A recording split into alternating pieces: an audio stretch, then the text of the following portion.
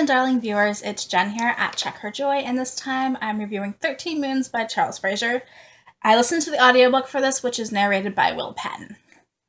This book follows Will Cooper, who is a white boy who was taken in by the chief of the Cherokee Nation, or one of the chiefs of the Cherokee Nation, and explores his life growing up in the wilderness of the Appalachian Mountains from the early to mid-1800s. And it really looks at Will's entire life from the time when he's about a 12-year-old boy until I think he's 80 or something at the end of the story. But because we're looking at his whole life, we're looking at decades worth of his personal struggles, but also the struggles of the Native Americans of that time period as they try to keep their land and their ways. So this is an adult literary fiction novel. It's got a different pacing and feel to it than other books that I might typically review.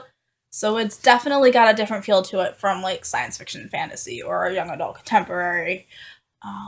It does take the time to really flesh out the descriptions and explore what things looked like and felt like and what it was like to actually be dealing with these situations, which I appreciate. But like I said, it's definitely not my normal stuff. And so it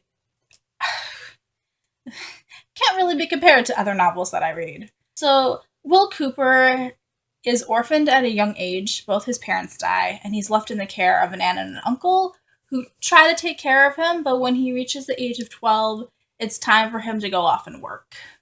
So he gets sent out to work at this remote trading post on the edge of the Indian territories, and he's pretty much just out on his own there. He's the only person working at that post, and he doesn't get instructions either, so just like trying to figure it out on his own from basic schooling that he has and trying to like find the ledgers and stuff that the person who had the post before him left. And it's really hard the first winter he's out there on his own. And the chief of the Cherokee Nation that he's been trading with really feels sorry for him. And so Bear and the Cherokees take Will in and adopt him. And he becomes part of that community. So we really get a look at what it was like to live in a Native American community and what they valued and the stories they passed down and just the day-to-day life. And we get to see it from an outsider's perspective also because Will is narrating it, so we do get a white perspective on what this looks like. While there are still other Native Americans, telling him the story, so we do get like Bear's perspective, or like Granny Squirrel, who is this really old woman who lives out in the forest by herself. There is also Claire and her father figure Featherstone. Claire is Will's like love of his life, and is one of my favorite parts of this book was not only their relationship and how their like courtship goes down, but also just how independent Claire tries to be and the way that she's really struggling to fit in. Like, I related more to Claire than I did to Will, honestly. And then we also have Featherstone, who was this rich Native American, and he's trying to adopt white aspects of his life. Like, he's trying to run a plantation, and he has slaves, and he becomes materialistic, and he's trying to read all these journals and learn about the culture of like the rest of the country, and becomes this businessman, and he becomes this mentor to Will. A lot of this book is really like struggling and looking at how hard life can be out in the wilderness. But I think it's mostly about Will's dedication to his adopted family and trying to fight for them. So on top of becoming this businessman and entrepreneur and trying to run this trading post, he also becomes a lawyer, and he tries to use the law to the advantage of the Native Americans.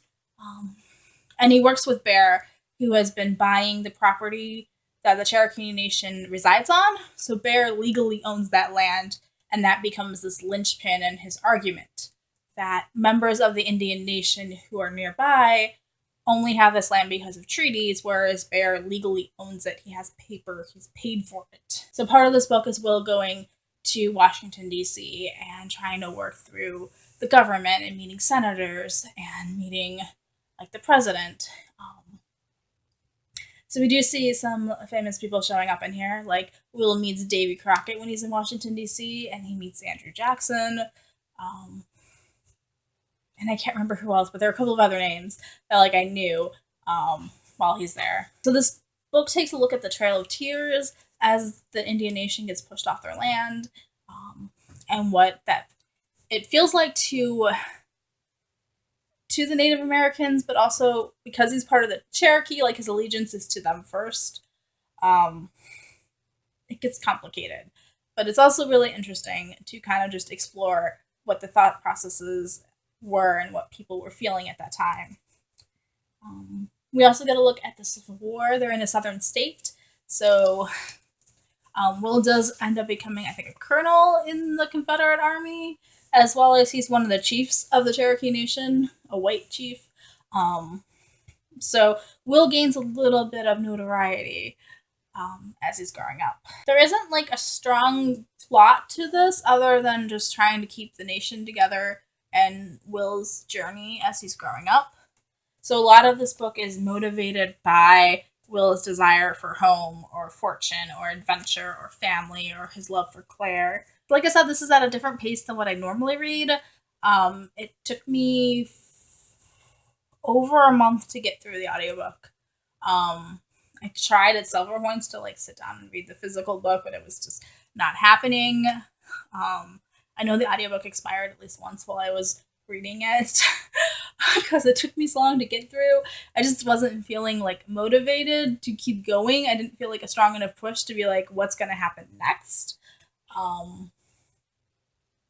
But at the same time, like it was intriguing enough that I did keep coming back to it, even if I would frequently put it down to read other things.